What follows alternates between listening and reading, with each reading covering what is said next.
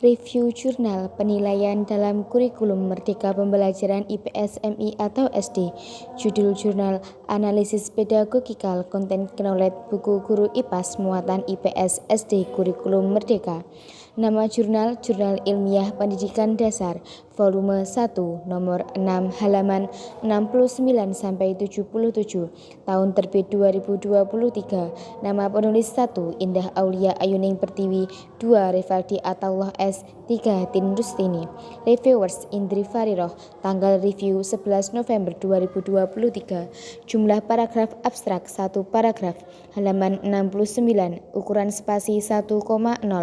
Uraian abstrak. Pedagogical content knowledge merupakan suatu konstruksi akademik yang menggambarkan suatu ide yang dapat membangkitkan minat untuk mempelajari sesuatu.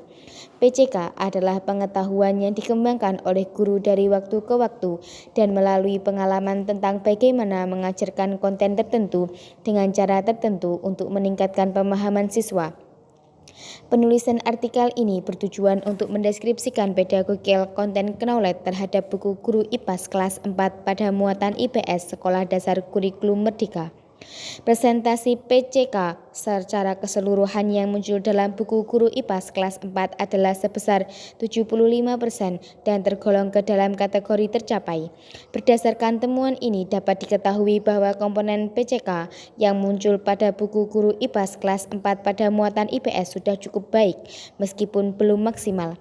Meskipun demikian, buku guru IPAS kelas 4 tetap tidak bisa dijadikan satu-satunya sumber rujukan bagi guru dalam melaksanakan pembelajaran di SD.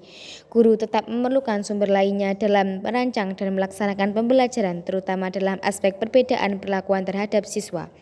Keyword Jurnal PCK Pedagogical Content Knowledge IPAS Kurikulum Merdeka.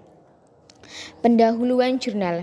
Kurikulum Merdeka menjadi salah satu jawaban dan solusi yang diberikan pemerintah terhadap kehilangan makna pembelajaran atau learning loss, baik sebelum pandemi COVID-19, selama dan setelah prahara kemanusia yang terus melandai dan mampu tertangani dengan baik.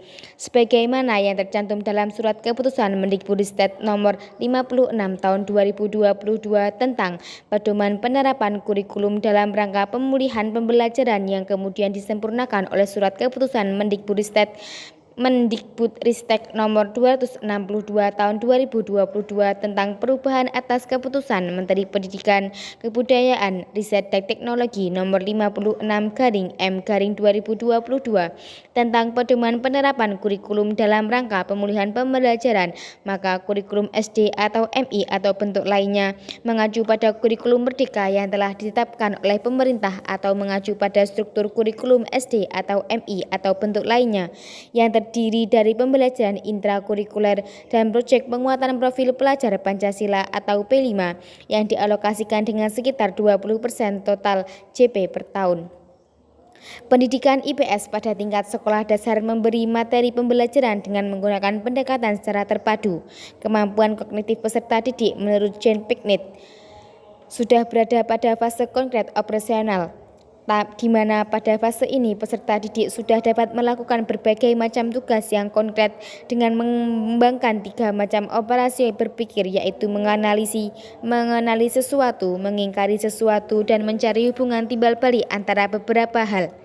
Materi yang diberikan tidak tertuju pada tiap-tiap disiplin ilmu sosial, melainkan penyajian materi disajikan secara tematik dengan mengaitkan pada kejadian sosial yang terjadi di sekitar peserta didik. Tema-tema sosial ini nantinya akan semakin berkembang dan meluas dari lingkungan peserta didik. Pembelajaran IPS bukan bertujuan untuk menjadi sebuah hafalan pada ingatan peserta didik dengan bermacam-macam fakta serta materi yang harus diingat, tetapi pembelajaran IPS ditujukan agar menumbuhkan rasa sadar akan tanggung jawab pada hak atas dirinya sendiri serta kewajibannya dalam bermasyarakat, berbangsa, dan bernegara. Pembelajaran IPS diharapkan mampu melatih keterampilan peserta didik, baik itu keterampilan secara intelektual maupun secara fisik dalam mengidentifikasi dan menemukan solusi dari permasalahan yang dihadapi. Keberhasilan pencapaian tujuan pembelajaran IPS di tingkat sekolah dasar tidak lepas dari elemen kurikulum. Kurikulum berperan penting bagi pembelajaran. Kurikulum merupakan pedoman pelaksanaan setiap aktivitas pembelajaran dan tidak terpisahkan pada sistem pendidikan. Kurikulum memiliki elemen yang harus menjadi bagian pada suatu mata pembelajaran yang bertujuan untuk pencapaian pengetahuan, sikap dan keterampilan peserta didik. Tujuan penelitian. Penulisan artikel ini bertujuan untuk mendeskripsikan pedagogical content knowledge terhadap buku guru IPAS kelas 4 pada muatan IPS Sekolah Dasar Kurikulum Merdeka. Artikel ini diharapkan menjadi sumber referensi teoritis terkait PCK terhadap buku guru IPAS kelas 4 muatan IPS di SD Kurikulum Merdeka. Metode penelitian. Metode deskriptif digunakan dalam penelitian ini. Metode deskriptif adalah metode yang mendeskripsikan suatu fakta, data, dan objek penelitian secara sistematis dan sesuai dengan situasi alamiah. Subjek penelitian ini adalah bab 5-8 buku guru IPAS kelas 4 Kurikulum Merdeka yang diterbitkan oleh Pusat Kurikulum dan Perbukuan Badan Penelitian dan Pengembangan dan Perbukuan Kementerian Pendidikan, Kebudayaan, Riset dan Teknologi. Instrumen yang digunakan dalam pengumpulan data adalah instrumen evaluasi buku guru yang berisi perpaduan dari 5 komponen PCK yang dikembangkan Magnusson dan kawan-kawan. Instrumennya dikembangkan oleh Swanepoel yang selanjutnya dikembangkan oleh Resventoro. Instrumen evaluasi buku berisi aspek-aspek konten PCK dalam buku guru. Hasil penelitian dan pembahasan. Pada penelitian ini, analisis hanya dilakukan pada buku IPAS kelas 4 muatan IPS yang terkandung dalam bab 5-8 dengan teknik pengambilan data secara menyeluruh. Komponen PCK dinilai berdasarkan indikatornya, masing-masingnya dibagi menjadi 2 komponen, yaitu komponen Content Knowledge atau CK yang terdiri dari capaian pembelajaran, pengetahuan inti dan hakikat ilmu. Sedangkan komponen kedua yaitu Pedagogical Knowledge atau PK terdiri dari kegiatan pembelajaran, penilaian, contoh dan penjelasan, kerangka metakognisi, perbedaan perlakuan siswa, serta memberikan motivasi pada siswa. Terlihat pada tabel hasil analisis PCK pada buku IPAS kelas 4 muatan IPS.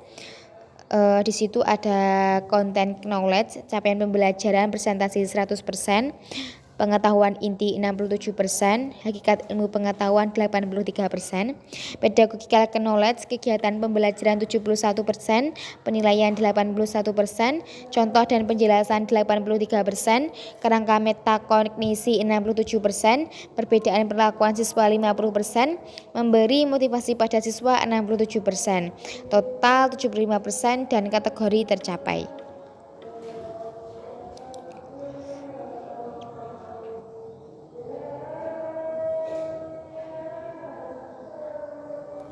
Presentasi PCK secara keseluruhan adalah sebesar 75% dan tergolong ke dalam kategori tercapai. Berdasarkan temuan ini dapat diketahui bahwa komponen pedagogical content knowledge yang muncul pada buku guru IPAS kelas 4 untuk muatan IPS sudah cukup baik meskipun belum maksimal. Kesimpulan, PCK pada buku guru IPAS kelas 4 untuk muatan IPS tergolong ke dalam kategori tercapai. Meskipun demikian, buku ini tetap tidak bisa dijadikan satu-satunya sumber rujukan bagi guru dalam melaksanakan pembelajaran di SD. Guru tetap memerlukan sumber lainnya dalam merancang atau melaksanakan pembelajaran terutama dalam aspek perbedaan perlakuan terhadap siswa. Kelebihan jurnal, yang pertama ada penulisan daftar pustaka yang urut sesuai abjad. Yang kedua, memuat metode penelitian berbasis data yang sesuai dengan penelitian. Yang ketiga, bisa digunakan sebagai bahan rujukan dalam penelitian ilmiah. Dan yang keempat, sumber rujukan yang digunakan jelas dan dapat dipertanggungjawabkan. Kekurangan jurnal, yang pertama, penulisan identitas jurnal kurang lengkap. Yang kedua, penulisan kata asing masih belum sesuai kaidah penulisan. Yang ketiga, penjelasan tentang metode penelitian yang digunakan kurang terperinci. Dan yang keempat, penggunaan tanda baca masih kurang baik. Solusinya, yang pertama, penulisan daftar pustaka untuk buku dimulai dari nama penulis di balik tahun terbit, judul buku cetak miring dan penerbit. Sedangkan untuk jurnal dimulai dari nama penulis dibalik, tahun terbit, judul jurnal, nama jurnal bercetak miring, volume dan halaman jurnal. Yang kedua, penulis sebaiknya lebih teliti dalam penulisan bahasa asing yang seharusnya dalam penulisan bahasa asing menggunakan cetakan miring. Yang ketiga, harus lebih diteliti lagi terkait penggunaan tanda baca yang sesuai dengan kaidah kebahasaan. Yang keempat, untuk berbasis data, penelitian sudah cukup baik, kurang terperinci saja dalam menyampaikan metode penelitian. Sekian itu tadi review jurnal dari saya. Wassalamualaikum warahmatullahi wabarakatuh.